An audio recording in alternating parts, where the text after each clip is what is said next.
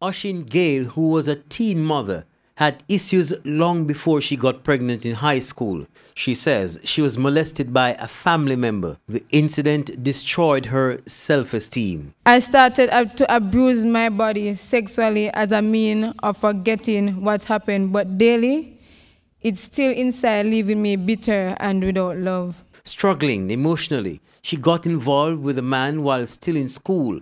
Things started well, but she says he started to abuse her shortly after she found out she was pregnant. It was a total disgrace for me. Everywhere I go, people will look down on me.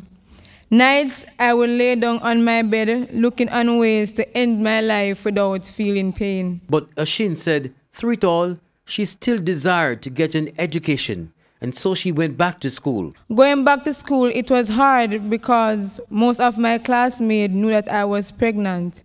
Some scorned me, but nevertheless, I continued for a while until I could not take no more because I felt uncomfortable. She was then introduced to the Port Antonio Women's Center, where she got help. These challenges gave me the courage to work harder, for education was the only way out. I got recommended to seek 6 C-sex subjects. I toiled day and night studying, even with the baby in my hand and sleepless nights. It all paid off.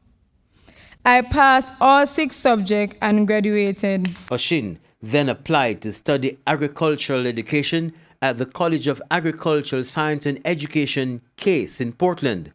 Financing was an issue, but she got a scholarship from the separate group in the first year. Her financial struggles resurfaced in year 2 when her child started school.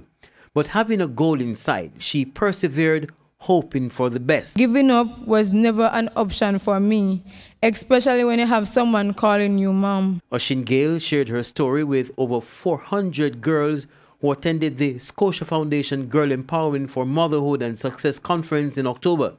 Girls from the Women's Center, Homestead Place of Safety, Young Women's Christian Association and Holy Trinity High School were also lectured on teen pregnancy and personal standards. Oshin and Rosemary Brooks, who are both past students of the Women's Center, were awarded with trophies and a contribution towards their tuition.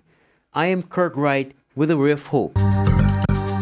A Ray of Hope